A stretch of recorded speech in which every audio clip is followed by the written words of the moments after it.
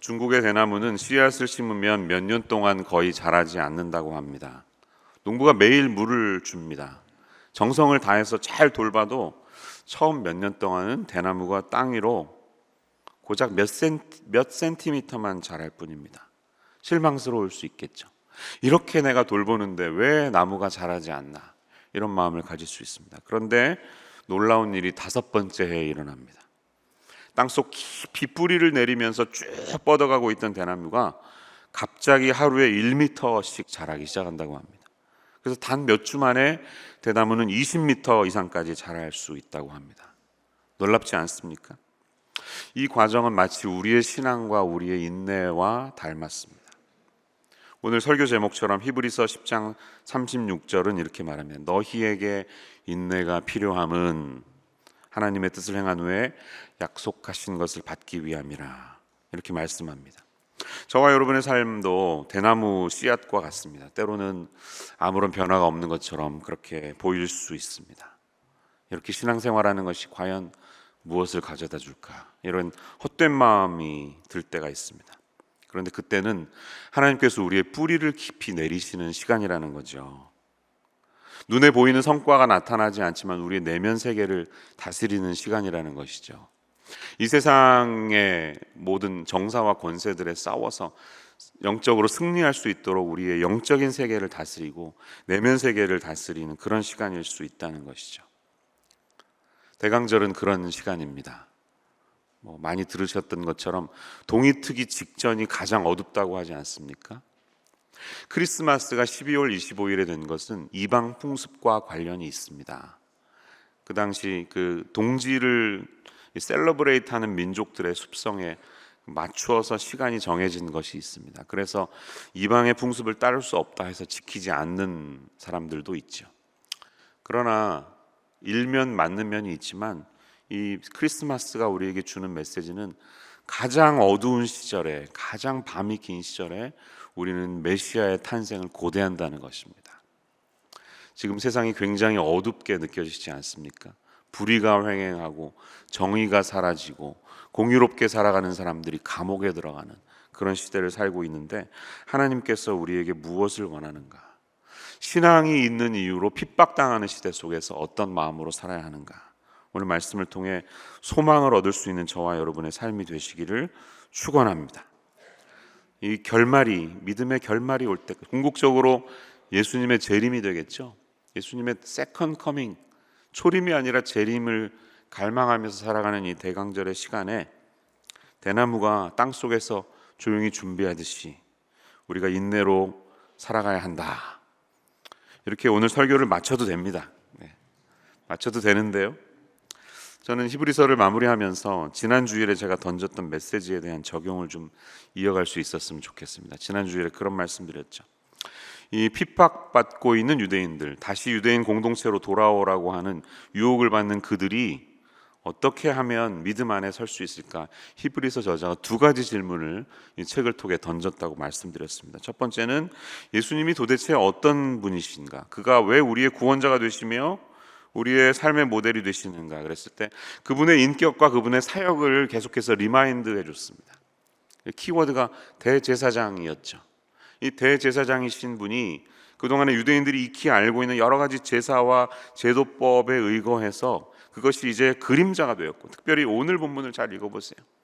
9장 10장에서 이 그림자 프리뷰에 불과한 것들이 어떻게 실체를 통해 이루어지는지, 성막으로 상징되는 하나님의 나라, 하나님의 성전에 자신이 직접 들어갈 뿐만 아니라 스스로 성전이 되셔서 이 영원한 우리 교회라고 하는 새로운 이스라엘, 하나님의 나라를 이어가는 그 메시지를 붙들라고 하는 것입니다. 두 번째 질문은 그것이었죠. 이런 예수님을 믿고 따르는 성도들은 그렇다면 우리 일상의 삶 속에서 어떻게 실천해야 하는가, 어떤 삶을 살아야 하는가, 그렇게 질문하면서 이제 그러므로 10장 19절에서 끝장까지 이어지게 되는 것입니다. 그래서 11장이 믿음장이고요, 12장에 또 반복되는 내용이 있지만 결국은 믿음으로 잘 견디라는 겁니다. 믿음으로 인내하고 잘 버텨라, 견뎌나가라. 이것이 우리가 붙들어야 될 적용점입니다. 아멘이십니까? 네. 예수 그리스도 안에서 견뎌내십시오. 그러면 어떻게 하면 이 인내를 통해 영광스러운 결말을 얻게 될 수가 있을까요? 오늘 본문을 제가 길게 읽었는데요, 몇 가지 적용 포인트를 찾아보겠습니다. 먼저 19절에서 23절 내용을 다시 우리가 반복해 보면 확신을 가지고 하나님의 약속인 이 소망을 붙들며 살아가라는 것입니다. 여러분 19절 말씀 보니까 우리가 예수의 피를 힘입어 성소에 들어갈 담력을 얻었나니 그랬습니다. 한글 성경이 좀 예전 단어가 있어서 우리에게 잘못된 이미지를 줄 때가 있어요. 담력은 뭡니까? 담력은 귀신의 집 들어갈 때 가져야 되는 거 아니에요? 위치 하우스 그 놀이동산 가면 막 그런 거 있잖아요. 와 귀신 나와가지고 막 놀래키는데 그래서 담력을 가져 이러잖아요. 근데 그런 의미가 아니라 영어로 보면 confidence, 확신을 가지라는 겁니다. 여러분 지난주의 설교도 그렇고 오늘 내용도 예수님이야말로 우리가 성소와 지성소를 가르는 우리의 완전하고 온전한 대제사장이 되셨음을 믿음으로 아멘으로 받아들이십니까? 네, 그 확신을 가지고 이제 흔들리지 마시라는 거예요. 또다시 우리가 제사를 드리거나 또다시 죄 가운데 빠져서 허덕일 이유가 없습니다. 왜 그렇습니까? 바로 앞절에 보면 17절 18절에 보면 하나님의 놀라운 성품은 우리의 죄와 불법을 다시는 기억하지 아니하시리라 말씀하십니다. 하나님이 스스로 리셋 버튼을 누르시기로 작정하셨어요. 우리는 다 회개했는데 내 메모리에는 남아있죠, 그 죄의 흔적들이. 그래서 자괴감에 빠져서 헤어나오지 못할 때가 있습니다. 그러나 하나님은 놀랍게도 그럴 때 뭐라고 말씀하실까요? When did you do that? 네가 언제 그랬는데? 나는 기억하지 않아. 기억 못해. 이게 복음 아닙니까? 우리의 모든 죄를 기억하지 않으시겠다는, 그래서 우리가 다시 그 예전의 죄를 위해서 제사를 드릴 이유가 없다는 놀라운 복음의 메시지가 선포되고 있습니다. 이 확신 속에서 이 믿음을 잘 붙드시기를 주님의 이름으로 축원합니다. 23절 말씀, 또 약속하신 이는 미쁘시니 우리가 믿는 도리의 소망을 움직이지 말며 굳게 잡고 라고 말씀합니다. 우리 여기 어린이들 많이 있는데요, 미쁘다는 말이 뭐예요? 엄마는 참 미뻐 이런 말 해요? 미워 보이는데 이쁜 거예요? 그게 미쁜 거예요? 한국말이 참 어렵죠. This means faithful. 우리 하나님은 faithful 하신 분이에요. 변함이 없으신 분이에요. 하신 말을 지키시는 분이시에요. 그래서 이 한번 쏟아놓은 말씀은 어기시는 법이 없습니다. 그래서 사랑하는 여러분들, 기도하면서 나아갈 때 말씀 가지고 기도하시면 돼요. 하나님이 이렇게 말씀하셨잖아요. 이 약속의 말씀을 붙들고 제가 나아갑니다. 그러면 하나님이 faithful 하시기 때문에 어기실 수가 없어요.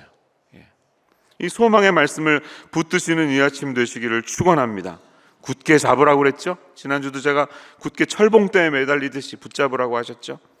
이 예수님이 우리의 참 대제사장이 되심을 믿음으로 아멘으로 나아가실 수 있고 주님 앞에 나아가시는 성도님들 되시기를 바랍니다. 두 번째 말씀은 24절 25절에서 나오는데요, 함께 모이기를 기뻐하라는 것입니다. 여러분이 공동체이심을 잊지 마세요. Never forget that you are in the faith community. You can never believe in God alone, just yourself. 이런 뜻이에요. 요즘 세대가 너무 개인주의화 되다 보니까 우리 교회는 이 지역에서 대형 교회죠. 이 대형 교회를 선택하는 이유가 그냥 조용히 나 혼자 믿고 싶어서. 여러분들이 많이 계세요. 그리고 저 지역에서 오신 분들을 보면 여러 스토리들이 있는 것 같아요. 그동안 작은 교회에서 너무 고생하셔가지고 사람에 치이고 리더십에 치이고 하나님 앞에서 막 혹사당했다는 느낌을 가지셔서 좀 조용히 쉬고 싶다, 사람 만나고 싶지 않다, 그런 분들이 계십니다. 그럴 때는 이렇게 격려해 드립니다. 네, 우리 교회에서 잘 회복하시기를 바랍니다 라고 말하지만 거기서 끝나지 않습니다. 회복한 다음에는 다시 이 신앙 공동체 안에 반드시 들어와야 합니다. 믿음 생활은 절대로 혼자 할 수 없는 것입니다. 여러분 기억하세요. 우리는 반드시 공동체 안에서 함께 모여야 하는 것입니다. 서로 돌아보아 사랑과 선행을 격려하며 모이기를 패하는 어떤 사람들의 습관과 같이 하지 말고 라고 말합니다. 우리 자신은 어떻습니까? 이 코비드 시대 이후에 사회적인 여러 패턴이 굉장히 많이 바뀌었습니다.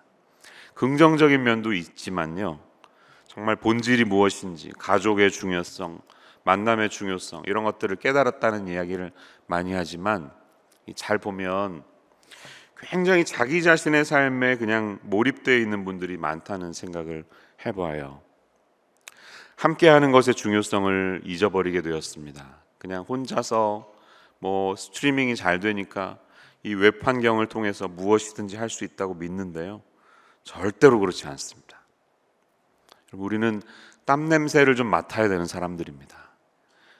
입 냄새도 좀 맡아야 되는, 항상 맡으실 필요는 없어요. 근데 그 정도 거리에서 함께 식사하면서 관계를 가져야 되는 존재가 이 사람이라는 존재입니다.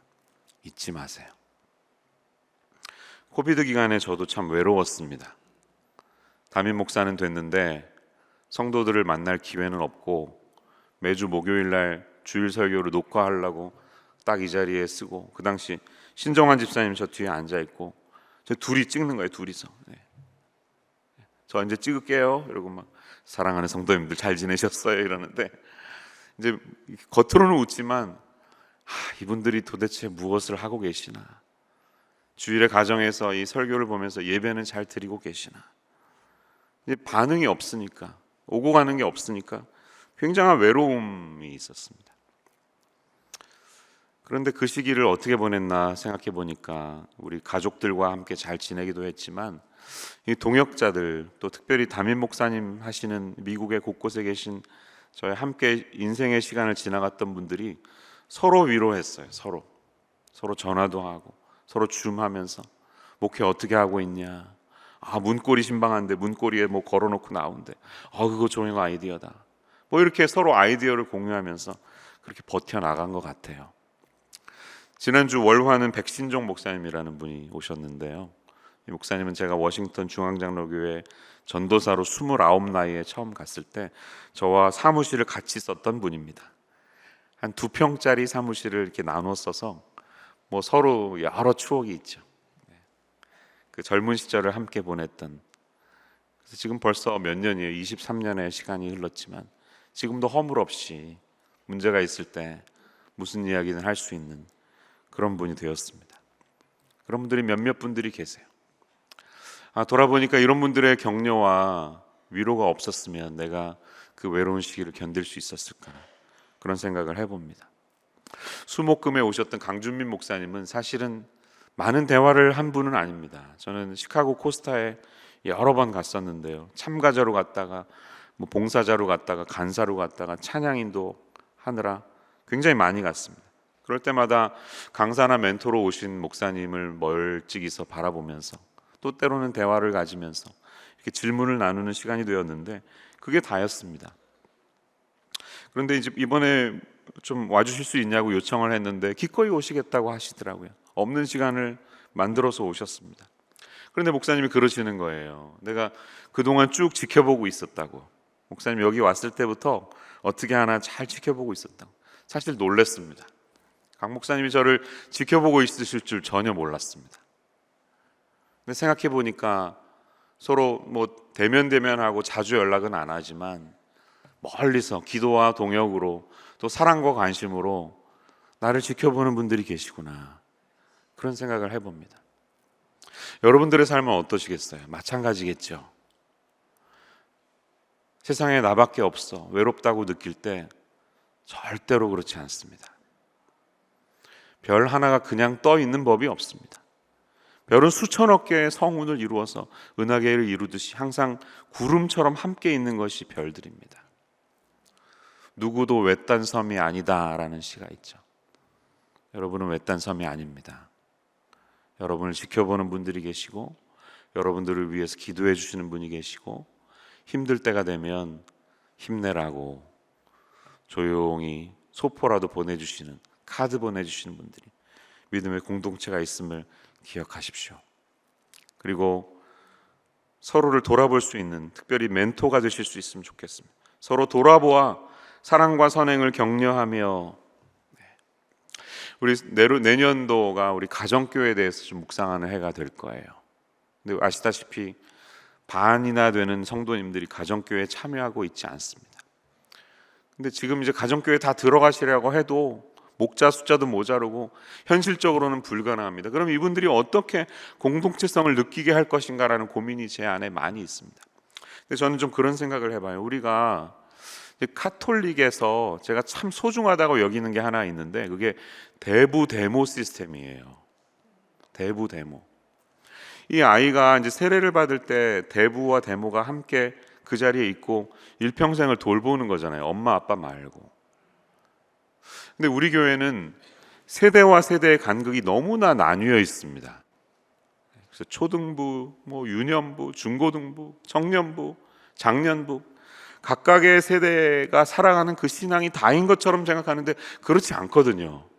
한 번도 우리 다른 세대의 예배를 들여다볼 기회도 없고요. 어떤 생각을 하는지 알 기회조차 없습니다. 그런데 만약에 그런 관계를 맺을 수 있으면 어떨까? 어르신들이 와서 잔소리하는 게 아니라 그냥 아이랑 1년에 몇 번 만나지 않더라도 만나서 요즘 어떻게 살아? 예. 권사님 그런 자녀가 있으면 얼마나 좋겠어요, 그렇죠? 내 자식 아니더라도 그런 자녀들을 돌볼 수 있는 관계가 형성이 된다면, 누구도 외롭지 않다는 마음을 가질 수 있다면 얼마나 좋을까? 그런 생각을 하면서 요즘 기도하고 있는 중입니다. 모이기를 피하는 어떤 사람들의 습관과 같이 하지 말고, 줌으로 할 수 있는 좋은 것들이 많이 있죠. 효과나 이피션시를 위해서 의사결정을 하기 위해서 회의는 잘 할 수 있지만 삶의 깊은 아픔을 나누고 이 말로 다 할 수 없는 70%에 해당하는 나의 커뮤니케이션을 위해서는 반드시 오프라인으로 모일 수 있어야 합니다. 그러한 시간은 절대로 타협하지 마시고 그 자리에 참여하실 수 있는 성도님들 되시기를 축원합니다. 공동체가 필요하다는 거예요. 공동체와 함께 우리가 쌓아나가야 한다는 것입니다. 세 번째 말씀은요, 과거를 회상하면서 인내하라는 것입니다. 여러분, 여기 26절에서부터 32절의 내용을 보면 간단히 요약하면 이거예요. 26절, 우리가 진리를 아는 지식을 받은 후 짐짓 죄를 범한 즉. 짐짓은 또 무슨 말입니까? 이게 한국말 참 어려워요, 그렇죠? 짐짓. We go on sinning deliberately after receiving the knowledge of the truth. 진리를, 예수를 믿고 나서 이제 의도적으로 죄를 저지르는 사람들이 있어요. 우리 그렇지 않습니까? 하나님이 죄를 기억하지 않으신다니까 내가 어떻게 살아도 이제 관계없이 이렇게 하면서 그냥 막 사는 거예요. 어차피 나는 천국에 가니까 라고 하는 착각을 갖지 말라는 거예요. 이 구원을 이루어가는 일이 얼마나 소중한 일인지, 과거와 현재와 미래 시제의 구원이 다 있는데 이 현재 속에서 다이아몬드를 깎듯이 다이아몬드에 4가지 C가 있지 않습니까? 캐러트가 커야 되고요, 칼라가 무색일수록 좋고요, 커트가 아름다워야 하고요, 클래리티, 투명도가 높아야 소중하고 비싼 다이아몬드가 되듯이 우리의 구원에 이런 과거와 현재와 미래의 측면이 있는데 현재를 허투루 여기면 안 된다는 거예요. 과거에 시작된 구원이 현재를 통해 아름답게 빚어져야 하는 것이고, 그렇게 살아갈 때 미래의 구원이 찾아온다는 사실입니다. 그래서 현재 받은 구원을 소중히 여기면서 살아가는데 어떻게 생각하느냐, 이 히브리서를 쓰는 성도들에게 말하는 거예요. 32절, 전날에 너희가 빛을 받은 후에 고난의 큰 싸움을 견디어낸 것을 생각하라.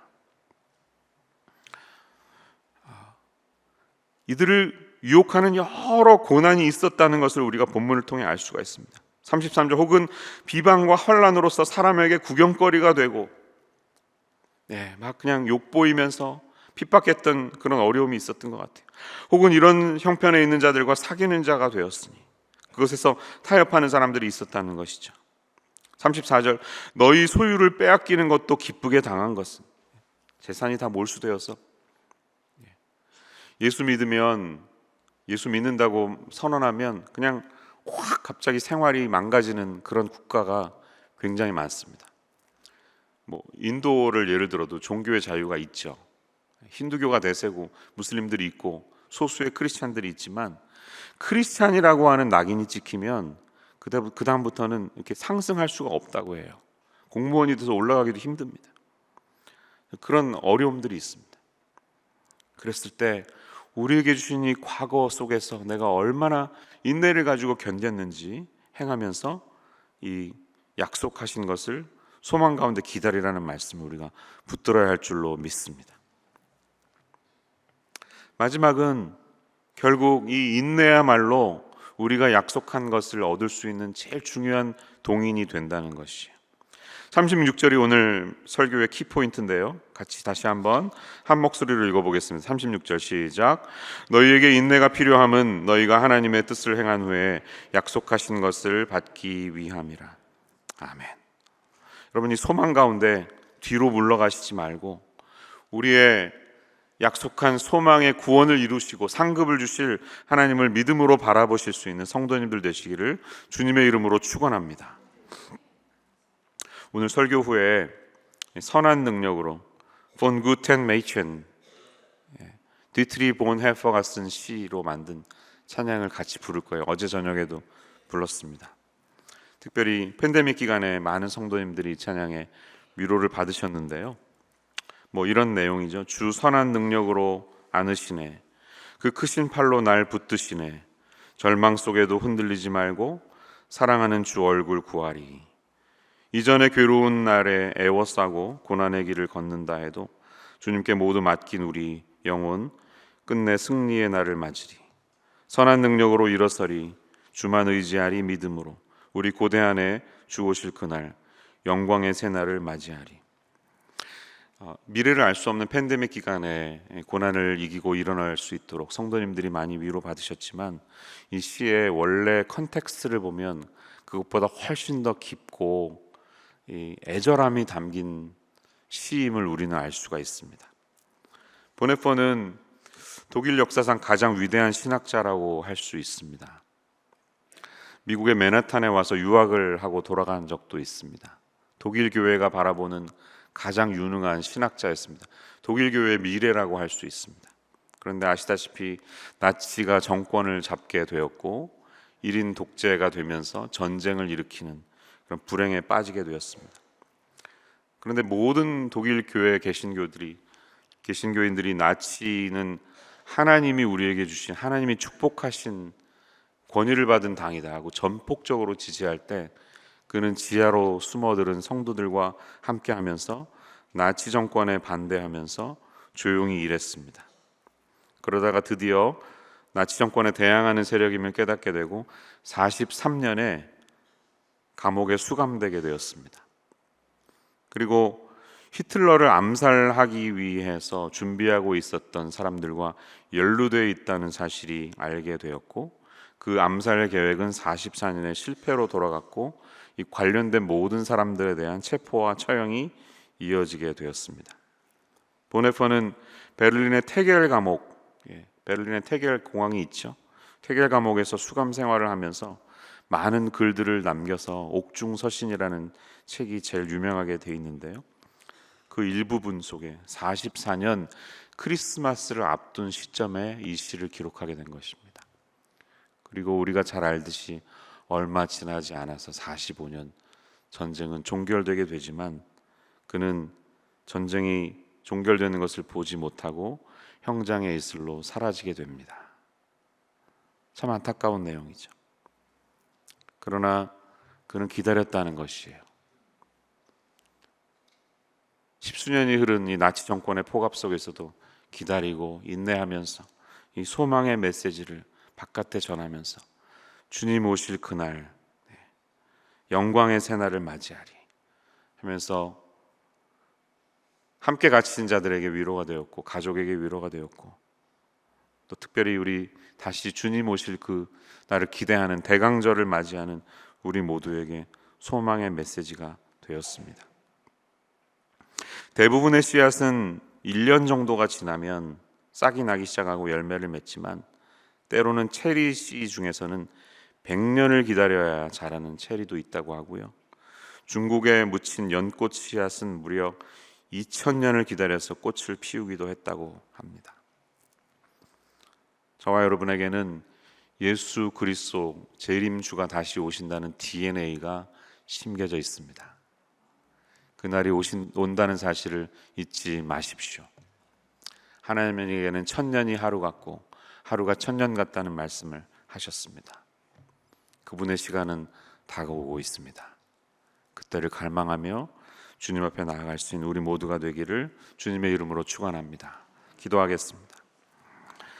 주님의 선한 능력으로 우리를 안아주고 계심을 바라봅니다. 주님의 크신 팔로 우리를 붙들어 주고 계심을 바라봅니다. 절망 속에서도 흔들리지 않고 사랑하는 주의 얼굴을 구하는 저희들 되게 도와주시옵소서. 선한 능력으로 인내를 가지고 소망 가운데 굳건히 일어나는 저희들 되게 도와주시고, 하나님 한 분만을 고대하며 주님 다시 오실 영광의 그날을 소망하며 믿음의 발걸음으로 나바오 민족을 향해, 멕시칼리를 향해, 우리의 일터를 향해 나아가는 주님의 백성들 되게 하여 주시옵소서. 예수님 이름으로 기도합니다.